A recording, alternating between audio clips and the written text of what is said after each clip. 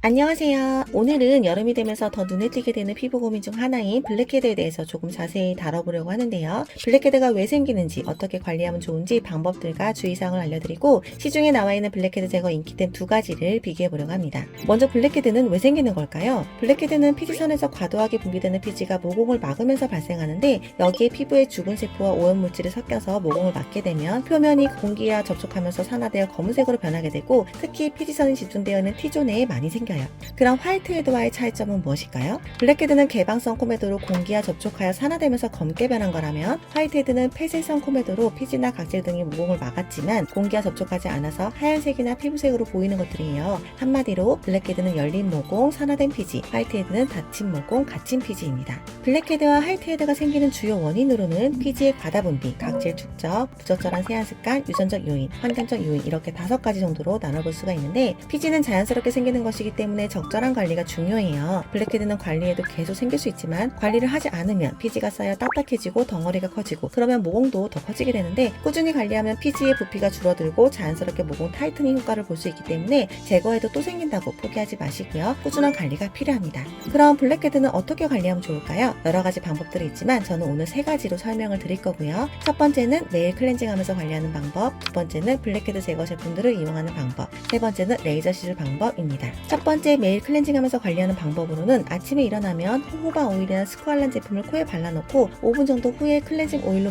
문질문질하고 유화 과정을 통해 30초 정도 살살 문지르고 물로 헹궈낸 다음에 약 알칼리 세안제로 2차 세안을 하는 방법인데요. 아침에 시간이 정 없다면 저녁 세안 시에 클렌징 오일로 전체 세안 후 코만 한 번 더 오일 유화 과정 해주시고 그 다음에 폼 클렌저로 마무리를 해줘도 됩니다. 기름은 기름으로 녹여내는 것이 효과적이라 피지의 지질 구조와 비슷한 성분의 스쿠알란이나 호호바 오일 제품을 발라놨다가 클렌징 오일과 폼 클렌저로 마무리하면 코 블랙헤드 제품을 사용한 것보다는 사실 효과가 덜하지만 매일매일 자극 없이 관리할 수 있어서 좋더라고요. 그 다음 두 번째로 블랙헤드 제거 제품들을 이용하는 방법으로는 저는 오늘 코팩 제품 중에서 올리브영 인기템인 메디힐 멜팅 클리어 코팩과 일소 내추럴 마일드 클리어 노우즈팩 이 두 가지를 한번 가지고 와봤어요. 두 제품 모두 일반적으로 뜯어내는 코팩이 아닌 녹여서 닦아내는 제품인데요. 그럼 비교 한번 해볼게요. 각각의 성분표 먼저 간단하게 살펴보면 메디힐과 일소 두 가지 모두 스텝 1에는 피지 연화를 돕는 흰 버드나무 껍질 추출물과 피지 생성 억제와 수렴 효과에 도움을 주는 우엉뿌리 추출물, 버지니아 풍년화 추출물 등이 들어가 있고 다른 추출물이나 성분들이 보조 역할 등을 해주는데 일소 제품에는 페퍼민트 추출물과 페퍼민트 오일 성분이 함유되어 붙였을 때 좀 더 화하고 화끈거린다 라는 느낌이 들더라고요.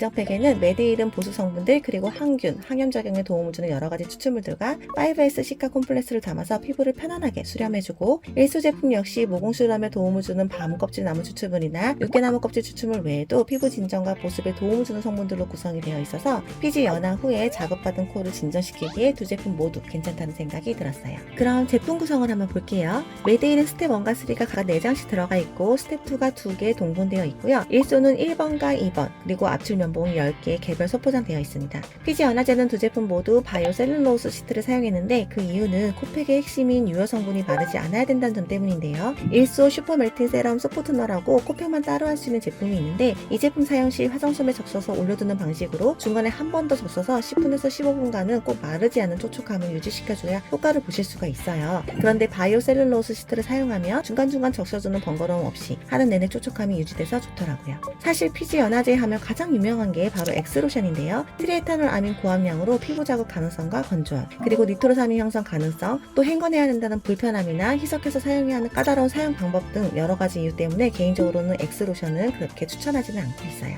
제가 메디힐과 일소 제품 두 가지 모두 기간 차이를 두고 5회씩 시행을 해봤는데요. 스텝 1은 일소 연화제가 붙였을 때 조금 더 자극이 되는 느낌이 좀 있더라고요. 근데 10분에서 15분 정도 떼어냈을 때 일소 쪽이 더 피지가 하얗게 연화가 잘 되어 있었어요. 어플리케이터는 개인적으로는 메디힐이 훨씬 사용하기가 좀 편했고 일소는 압출 쪽은 오히려 좀 불편해서 면봉 쪽으로 쓱쓱 닦아서 사용을 했어요. 스텝 3는 둘 다 촉촉하고 진정이 잘 되는 느낌이 있었고 팩 직후에 매끈하고 환해져서 좋더라고요. 개인적인 총평은 일소 피지 연화제는 효과가 더 좋았지만 일부 사람들에게 피부 자극이나 알레르기 반응 가능성이 있는 페퍼민트나 페노스 에탄올 성분이 있어서 피부가 많이 민감하다 하시는 분들은 메디힐 추천드리고요. 메디힐은 더 자극 없이 편안하게 블랙헤드 관리하기 좀 좋았는데 나는 마무리팩 같은 거 필요 없고 자주 사용하게 연화제만 쓰고 싶다 하시는 분들은 일소 슈퍼 멜팅 세럼 소프트너가 가성비는 최고여서 화장솜에 적셔 마르지 않게 이 부분을 꼭 주의해서 사용하시면 돼요. 코팩 사용 시 주의사항으로는 연화제 사용 시 마르지 않게 이 부분 하고요. 또 코팩을 해도 블랙헤드가 잘 안 녹는다 하시는 분들은 온타월을 만들어서 미리 모공을 열어주면 또 도움이 되고요. 연화된 피지를 어플리케이터로 사용해서 이렇게 긁어낼 경우에 너무 꾹꾹 누르거나 힘주는 것이 아니라 부드럽게 쓱쓱 닦아낸다는 느낌을 해주셔야 피부 자극을 줄일 수 있습니다. 이런저런 방법을 사용해도 블랙헤드 관리가 잘 안 된다 하시면 세 번째 방법인 피지선을 태우는 레이저 시술도 대안이 될 수 있어요. 메디힐과 일소팩 모두 피지가 많고 피부가 많이 민감하지 않은 모든 피부가 블랙헤드 관리용으로 사용해 주시면 되는데 사실 매일 해줄 수가 없잖아요. 그래서 평소에는 클렌징 오일로 데일리하게 조금씩 피지 제거를 좀 해주시고 대청소한다는 느낌으로 한 번씩 코팩을 해주시면 좋을 것 같아요. 설명드리고 싶은 얘기가 너무 많아서 최대한 줄여도 오늘 영상이 좀 길어졌는데 유익하게 보셨을까요? 영상이 유익하고 도움이 되었다면 구독과 좋아요 꼭 눌러주세요. 감사합니다.